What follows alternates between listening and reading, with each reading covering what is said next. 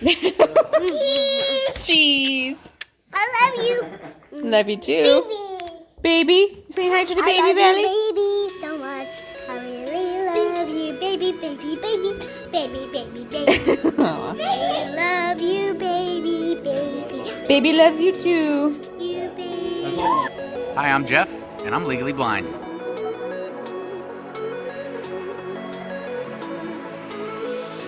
But I'm not gonna let that stop me.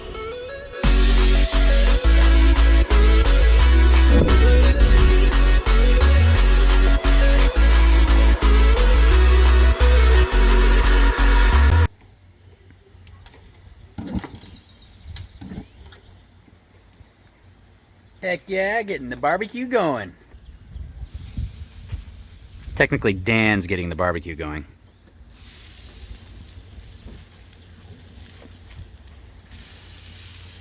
He's the chef today. What kind of brats we working with? These are the Italian brats, mild. Italian mild? Yep. Got some hot ones too. Ooh, I want some hot ones. Alright. So before the barbecue starts, we're having that right now too. I'm gonna plant some tomatoes.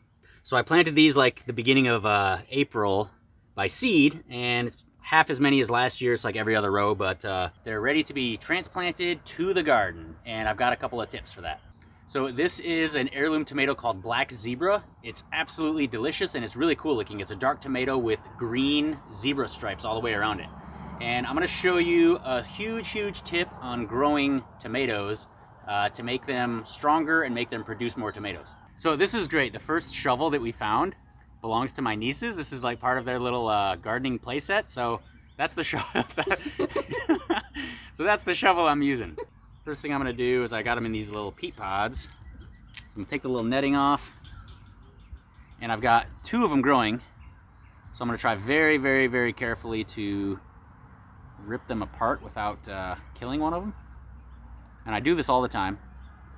Like 95% of the time it works. So you see the tomato plant here, it's got branches already growing out to the sides. What you want to do when you put them in the ground is get rid of these little branches.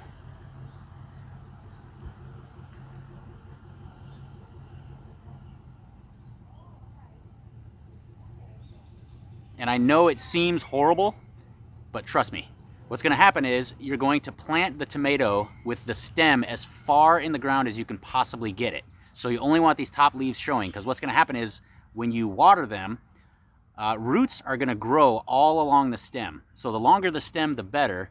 You just want to put as much stem as possible under the ground. I mean, if I had a tomato plant that was 2 feet tall, I would cut all of the side branches off and bury it 2 feet underground. Because the more roots you have, the more nutrients the plant can gather. The more it's going to produce, the bigger your harvest is going to be. If you don't believe me, look it up. Give it a nice watering so the dirt can settle all around it. And that's all you want, is the top leaves sticking out and as much stem as possible under the ground. Second one, getting rid of the little side branches.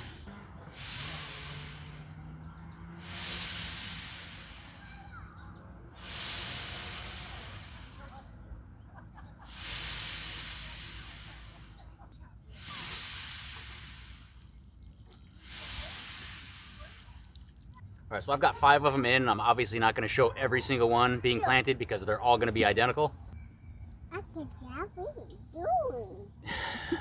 Planting a garden. Dinner's just about done anyway, so I'm going to put this on hold. I'm going to come back out tomorrow and do the rest. Finished brats, mild, spicy. By the way, the trick for sticking the stem in the ground, that's only for tomatoes. Don't try it with any other plant. It works for tomatoes. Don't try it with your pepper plants or anything else. Is that good watermelon? I don't know. That was a good I watermelon. just got rid of. It's actually really good renewed watermelon. it. I heard that part, but. Yeah, that's super good watermelon.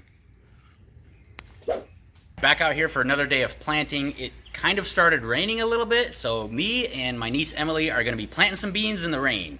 Enjoy the time lapse.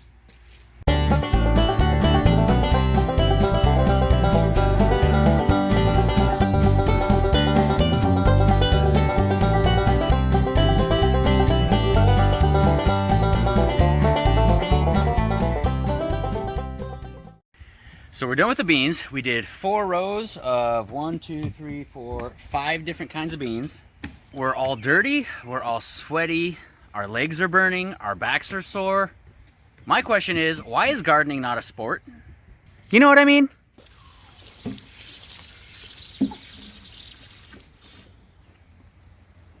Oh, I have no idea why water from a hose tastes so good on a hot summer day, but it does.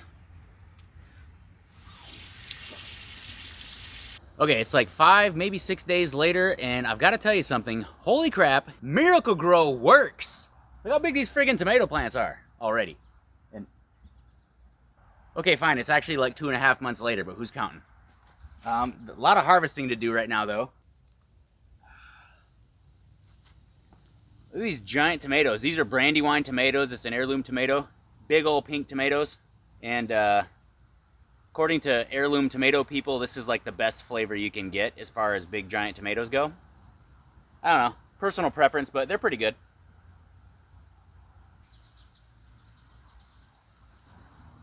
Jeez, man, this is from one plant so far. So these are all the beans that we planted. They're already getting close to harvest time. And as you can tell, there's a couple of weeds here too. You can tell I'm really good at weeding. I really enjoy my weeding process, which is why the weeds get so big. And the climbing beans over here, we put the lattices in a little bit late. So the right side, we trained those pretty good, I guess. They're climbing really good. The one on the left, I don't know what happened. I guess I didn't train them well enough or something after the fact, because they were already kind of, you know, big-ish. But I don't know, I guess I didn't train them as good. But that's just because I lost my whistle and my stopwatch. Dan's on cucumber duty. Got a bunch of them. Check this out. Finding more as I keep walking over. That is a thick freaking cucumber. Bunch of cherry tomatoes ready. Big harvest of cucumbers today. This is just from a couple of plants, maybe like 3.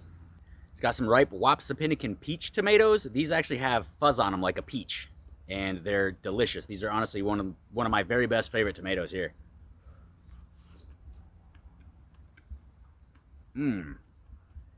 That's like the best tomato I've ever had in my life. Let's see what Dan thinks of that Wapsipinicon peach. That's really good. It's got like no acid to it. Yeah, low acid tomato, super sweet. Right? That's good. Oh yeah. I want more. You like that fruit in your mouth, don't you? Yeah, I do. Okay, seriously, we're gonna stop eating and harvest now. Maybe. We're gonna be eating and harvesting. Might as well be honest.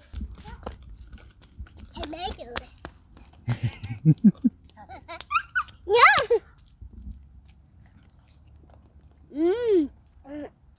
What do you think of those? Yummy. Tomatoes. And they're yummy.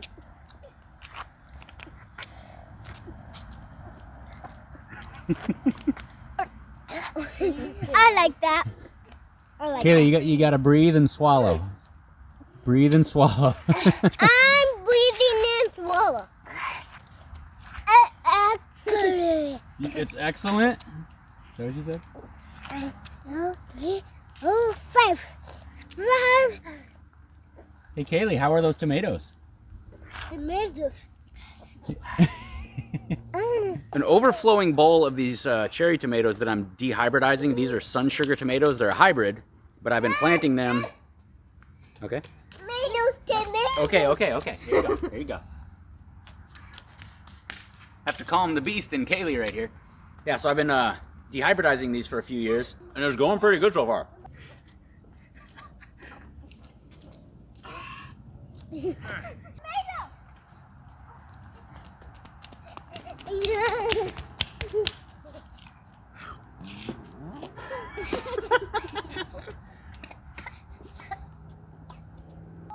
So if I had to rate it, pretty much the best tomato I've ever had. Here we go. Here you go. All the tomatoes, everything. Yeah. Is that pretty much the best tomato you've ever had? Yes. You can take a bite of the tomato and then say it's yummy, and then I want you to come inside, okay, Kaylee? She's going mental over these tomatoes. See? Best tomatoes ever. All right, here's some Super Snow Whites. These are pale yellow or kind of whitish. Pretty much the best tomato I've ever had. And I don't say that about just any tomato.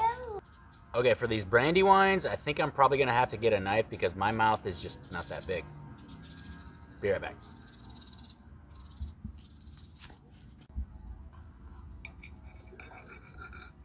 Wow. Big old brandy wine. Ooh.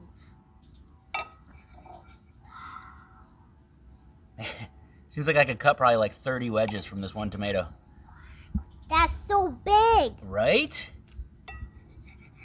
All right, going in.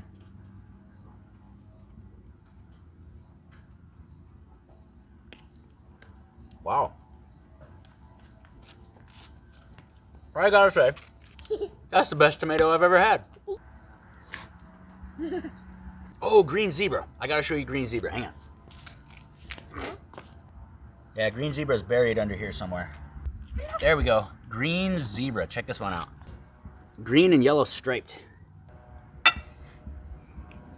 There's some green in here too. Mmm. Yummy. Oh, very yummy. Like the best tomato I've ever had, kind of yummy. The green zebra is super good. It's like sweet and tangy.